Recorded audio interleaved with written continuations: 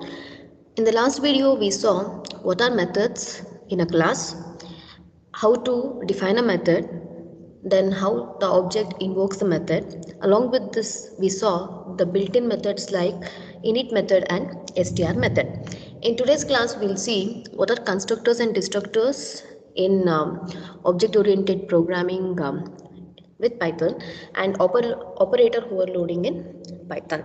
So coming to this, before I take up what are these constructors and destructors, so let us take one more example. Okay, the example that today I'm going to consider is once again to display the time. So let's define a class uh, called time. So you know how to define a class. Then after defining a class, so within the class I'm going to define some methods. Now before I define a methods, let's create an instance of the class. Okay, that is the object. I'll define object t. Once again, to this t, since it is an instance of the class time, within this object I want to display the time in terms of hours, then minutes, then followed by seconds. So here I created a class called time, and t is an instance of the class time t, that is nothing but t is an object. Now here what we'll do is we'll define a method within the class that is called as init method. So what actually this init method does is, fine, so this init method, it is going to initialize the variables for all the objects that are created. So what we'll do is we'll define a method that is called as init double underscore. Then within this, as I told, you define any methods within the class. The first parameter of all the method must be what? That is self. The self is nothing but it is a reference to the object that has been invoked, or the object that invokes this particular method is always defined by using, or a reference of that object is always given as what? That is self. Then followed by that, since we have three parameters or arguments there, that is hours, then minutes and seconds. So what I'll do, I'll take h, okay, then once again m for minutes, then once again s for seconds. Then within this, what I'll do, I'll define self dot hour equals to, okay, that is h. This h is for the hour, then m is for minutes and s is for seconds. In a similar way, then once again self dot, okay, I'll take it as minutes equals to m, then self dot, then seconds. So I have defined three attributes here, that is self dot hour, self dot minutes, self dot seconds. So this self, it is always a reference to which one? The object. If I consider just an example here, t is an instance of the class time t, which is nothing but capital T is an object. So here this object is invoking a method, okay, that is defined within the class. What is that class? That is time t. And since I'm using a built-in method, that is init method, this init method is automatically invoked. Fine. So it is a built-in method. As soon as an object is created, automatically this method will be invoked. So here, coming to this init method, whatever we are defining here, it is called as constructor. It is called as constructor in Python. So this is what is constructor. Fine. So what actually is the constructor? The constructor is nothing but it is the first method that is called on object creation. Idea of the constructor is to set what? The object. It is always a part of a variable class. Fine. So it is always a part of a variable class. The constructor is always called when creating what? A new object. Constructor is a method inside the class if a new object is created. Fine. The constructor, what the constructor does, the constructor allow you to set the variables for the object immediately. Fine. Hence init is nothing but what? Initialization. It allows you to set what? The variables for the object immediately, and each class can contain one and only one constructor. Fine, you define a class. Any class you define, that class can consist of only one constructor. The constructor is always defined by using a method by the name that is called as what? Init method. There must be certain rules that has to be followed for defining the constructors, or few rules for the constructor. A constructor must be defined with what? Init method, that is underscore underscore init followed by underscore underscore. Constructor must be defined with the self keyword in its parameter. So as I told, you consider any method, whenever you define a method, the first parameter must be what? That is self. Constructor cannot return any value except what? None. Only one constructor is always allowed for a class, and only for object initialization we will be using this init method. So this init method is called as what? Constructor in Python. Fine. Now we have already created an object T. Fine. So as soon as we create an object, this init method will be invoked automatically. Hence this is called as what? Constructor. What this init method does, or a constructor does, it allows you to set the variables for the object immediately. Fine. So this is how we are going to define what? A constructor. Then after defining this, what we'll do? Okay, I want to print the time. So print, once again, the time is. Then once again I'll give colon. So what I need to print? I need to print T. Now, since T is an object here, fine, whenever I want to once again print the contents of the object, we need to define once again a function by using a method by the name what? Str method. So once again just give define, okay, underscore underscore str, then once again underscore.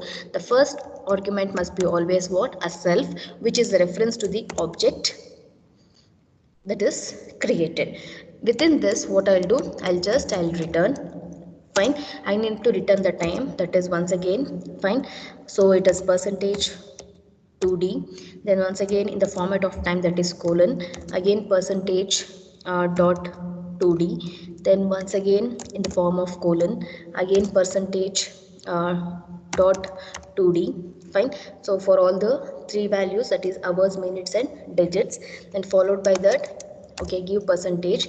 Within this bracket, fine, I need to print what? Self dot hour, self dot minutes and self dot seconds. So just give self dot hour, then followed by self dot, and followed by self dot seconds. Fine. So I'm printing the time. So here, so after just running this, you can see the time is printed here. Fine.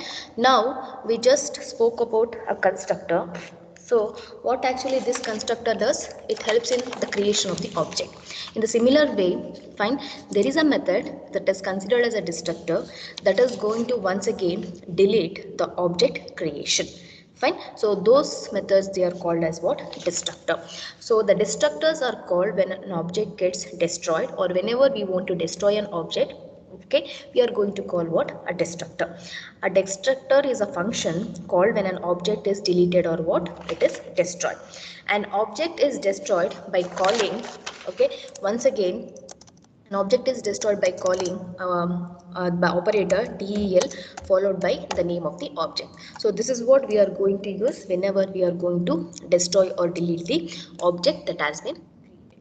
So once again, fine. So here I have created what? Time t. So it was already created and initialized with what? The values. So the time is already printed here. After printing, after performing the task, I want to destroy the object that has been created. Fine. If the object deletion is not done, fine, then that can eat up a lot of memory in the large programs. So that's why we'll see after the completion of the task, we always try to what? Destroy the object that has been created. If not defined, if the destructor is not defined, Python assumes it as what? Empty destructor. Fine. So what we'll do, I want to delete the object. So destroy the object, delete followed by t. So once again, del t. So it is going to automatically call one more function or a method that is defined in the object or defined within the class, that is called as def underscore. Fine. So what is the this one destructor we have to use? Delete, and the second followed by underscore. Once again, the first parameter or the argument must be what? That is self.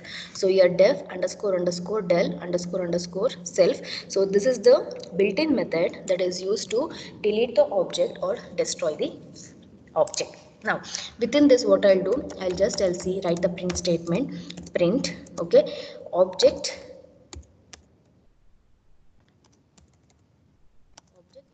destroyed. Fine. Now you can just see here. Fine. So just again, fine, after this, so here we have a constructor, that is init method. So whatever I have defined here is your destroy the object or to delete the object. So once after this, just run here, you can see here the object is destroyed or deleted, and within the method, whatever the statement that is present there, it has been printed. Now after this, you just try to print, okay, so print followed by t. It has to show that object is not present because I have created an object. Fine. After creating an object, I have initialized with the variables using a constructor. After doing this, I am printing what? The values of the object. Finally, after performing the task, I am deleting that object. It is nothing but that object is not in existence. I have destroyed the object, so I should get an error telling that what? The object is not present. So just see here, you can see object destroyed, name t is not defined because print t, because already at this stage the object has been destroyed. After this, again, if I want to use this object, I need to create an object, then I need to perform the task. Since after this I'm printing t is not defined, so it is nothing but the object is destroyed. Fine. So this is how we'll be using the constructors and destructors. For the constructors, we'll be using what? Init method. Then for the destructor, we'll be using what? Del method. And deleting an object or destroying an object is done by using what? Del followed by the name of the object. And finally, whenever you want to print the contents of the object, then we are going to print it by using a user defined method that is called as str method.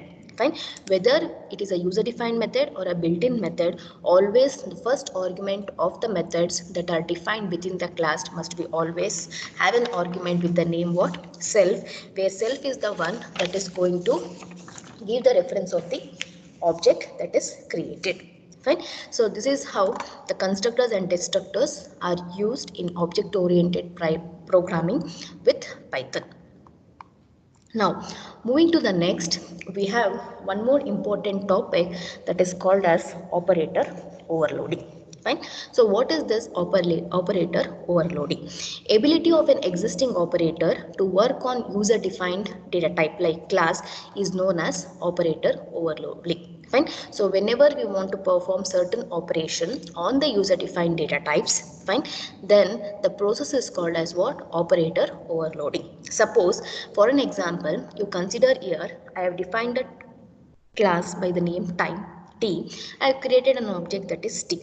Fine. I'll create one more object. Fine. Already consider I have one object which is an instance of the class time, that is t, and I'll create one more object which is also an instance of what? Class, that is time t. Now I want to perform the operation on two objects, not on two variables. Fine. Now suppose if I want to, suppose if x is a variable, then y is a variable. Fine. Then I can do what? X plus y. It is nothing but it is performing what type of operation now? Addition operation. Now if I consider here t is an object, t1 is an object which are in an instance of some class. If I want to perform the operations like addition, subtraction, multiplication, division, or some relational operations, etc., then that can be done by using the process of operator overloading. Fine. It is nothing but if I want to perform addition operation on two objects t1 plus t2. Fine. Then here what we will be doing here, whenever I perform the operation on two objects, whatever the operator I am using here, this is going to invoke a special methods and performs the operation. Fine. It is going to invoke a special method. Those special methods, they are also already defined and perform the operation. For an example, to overload an operator, one needs to write a method within what? User defined class. Fine. So always whenever operator overloading is done, so whatever the operation has to be performed between these two objects, so this method is always must be defined where? Within user defined class. Python provides a special set of methods which have to be used for overloading required operator. So it is going to provide what? Special sets of methods which have to be used for overloading required operator. The method should consist of the code what the programmer is willing to do with the operator. Fine. So you should be very careful with these points that I have mentioned here. So here, to overload an operator, one needs to write the method within what? User defined class. The first one, Python provides special set of methods which have to be used for overloading required operator. Then the method should consist of code what the programmer is willing to do with the operator. So we need to perform, or we need to write the code to perform a task. Fine. Now just look here. We have the operator and the special functions that are defined in Python. Whenever we want to perform addition operation on two objects, we have a special method that is called as add method. Underscore underscore add followed by once again double underscore, then opening and closing parenthesis. For subtraction, we have a special method by sub. For multiplication, mul, then division, then once again module operator, less than, that is LT, greater than GT, less than or equal to LE, greater than or equal to GE, equal EQ, not equal NE, in, contains, length, whenever you want to perform some length operation, that is LEN, STR for to perform the string operation. So these are what? The special functions that are available to perform the operator overloading in Python. Fine. Now we'll take up an example. Fine. To perform the operator overloading, or to demonstrate the operator overloading, so I'll just demonstrate the concepts of operator overloading. So what we will do is we will add 2 times. Fine. Then also what? We'll check whether 2 times are equal or not. Fine. Now we'll do this by using what? The operator overloading. Now to add 2 times, what we'll do? I'll create one object with T1, one more object with T2. Then I'll perform what? Okay. Plus, that is addition of 2 times. Then once again we'll check whether 2 times are equal or not. So I have defined two objects T1 and T2. I need to take whether these 2 times are equal or not. So I'll use equal operator. Now whenever I have performing addition operation, what we need to do? Python provides a special methods which has to be used for overloading the required operator. What is the operator special method I need to use? That is add method. Then whenever I have to perform equal, then what I need to do? I need to use equal, that is this method, EQ method, to perform what? This particular operation between objects. It is not between a variable, it is between what? The objects. Fine. So what I'll do? I'll consider this up to here as it is from the previous example, the same thing. Fine. Now after this, what I'll do? I'll create an object T1 which is an instance of the class time. Then I'll give the time, okay, 1, 2 and 5. Fine. Now after that I'll just use print, okay, the time T1 is, fine, I need to what? Print the contents of the object T1. Then I'll once again define one more object, create one more object T2 which is an instance of the class time. I'll give 3 comma, okay, some 20 comma 10, that is 3 hours 20 minutes and 10 seconds. Then print again what now? The time T2 is,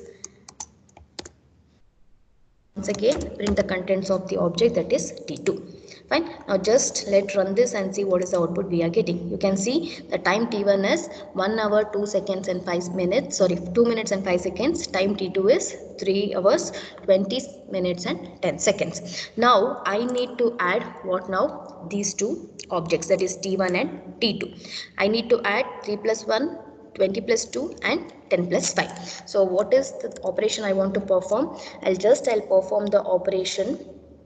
Find something like t equals to, find t1, that is the first object, add with t2, that is the second object. Finally I need to print what? Print, okay, the time t is, that is after addition. So what I'll be doing now? Print t. This is what I want to do. Now, as I told, the method should consist of the code what the programmer is willing to do with the operator. Before that, I need to use, okay, a special method that is available for the overloading of the required operator. So what is the method I need to use for performing the addition of two objects? That is the method by the name that is add. So def underscore underscore add, again underscore underscore. Fine. Since I am adding two objects, one of the object is represented by using the argument that is called as self. The second argument I am going to once again represent by using some argument that is t. Now within this method, I'll define one more object. I'll take it as t3 equals to, which is again an instance of what? The class time, that is time. Then after this I'll perform the operation. Fine. T3 dot hour, okay, equals to, the first one is what? Self dot, which refers to which one? The object t1. Self dot hour plus, fine, the object t2 is referred by using which argument here? That is t, that is followed by t dot hour. Then in a similar way, t3 dot minutes equals to self dot minutes plus t dot minutes. Then t3 dot seconds equals to self dot seconds plus t dot seconds. Now I have created an object t3 which is an instance of the class that is time. Then once again this t3 has how many attributes? 3 attributes. So all the 3 attributes has to be returned. So return what now? That is t3. Fine. So I have called what? Add. So here as soon as this operation is performed between two objects, automatically a special function is invoked, that is add, where the operator will be loaded. Then it is going to perform the operation and finally returning what? The result. So here I have done what? Add of 3. Now just run this. Okay, there is an error at the line t3. Okay, so why you are getting the error is nothing but, fine, I need to initialize this with new 0 every time. Why I have to initialize this with 0? Because here I am creating how many objects? 2 objects. First time when this object automatically invokes this method, h value will be 1 and m value will be 2 and finally s value will be 5. Fine. And again next time again even this t2, okay, is going to invoke this method automatically and the initialization of the variables is done. Okay, so since more than one objects can invoke this method automatically for the initialization of the variables, the values of these arguments that is provided along with this init method may be misplaced or it may take different values. So hence each time these arguments must be initialized with what? 0. Just run it. You can see the operation here. Fine. The time t is, so once again these two times are added and printing here. So this is what the operator overloading is. Fine. If you just perform the operation x plus y, this is similar to perform the addition operation between two variables. Something like, okay, once again something like what? 10 plus 20. But whereas if you are doing this operation between two objects, then we need to perform what? The operator overloading by invoking a set of special methods that are available in Python and overloading the operator and writing a task within that method, what task we need to perform, and complete the operation. Now we'll define one more function. Now I want to check whether time t1 and t2 are equal or not. Fine. So what I'll do, I'll just uh, to do that, fine, I'll use print, okay, check whether t1 is equal to t2 or not. I need to check. So it is nothing but what is the operation I need to perform? T1 equal to T2. So here I am what? Calling a special method to perform the operation, that is equal to operation between how many objects now? That is two objects. Always this relational operator returns either true or false. If T1 and T2 are equal, it is going to return true, else it is going to return false. So here I am using operator or operation equal to. So I need to define a method to overload the operator, that is equal operator, by using a special method that is present in which one? The Python, that is underscore eq underscore. Fine. Now within this I need to provide two parameter. One is self. The self is a reference to which one? Time t1, and one more argument I'll take it as t, which is reference to which one now? Time t2. Now within this method I need to perform the operation. What is the operation I need to perform? I need to check whether these 2 hours are equal, these 2 minutes are equal, and these 2 seconds are equal. If they are equal, return true, else return what? That is false. So what I need to do? Return, okay, check whether self dot hour, fine, equals to t dot hour. I need to perform AND operation, and okay, self dot equals to once again t dot minutes, and fine, then self dot hour equals to t dot hour, sorry, t dot self dot seconds equal to, then once again the last one, seconds. Now what is the operation I'm using here? I'm using AND operation. Fine. AND is nothing but if this is true, this is true, this is true, then only return as true. If any one of these conditions are false, then it is going to return as what? That is false. So return, okay, self dot hour equals to t dot hour, self dot minutes equals to t dot minutes. Then if this condition is true, this is going to return true, else it is going to return false. Fine. So that is what we are going to do. Now just run the program. You can see the time t1 and t2, it is false. It is nothing but they are not equal. Fine. They are not equal. Now I'll make it as what? Once again 1. Okay. This is 2. Then once again I'll make this as 5 and check whether it is going to return as true. Time t1 and t2 both are equal. Just run it. You can see. Okay, check whether time t1 and t2 are equal or not. It is true. It is nothing but these two times are equal. So what type of operator overloading I am doing? I am doing with what? Equal operator. Here it is what? That is addition operator. In the similar way, you can also perform other types of operations by invoking these special functions that are present in the Python and writing the code that has to perform some task within each of these methods. So this is what is called as what?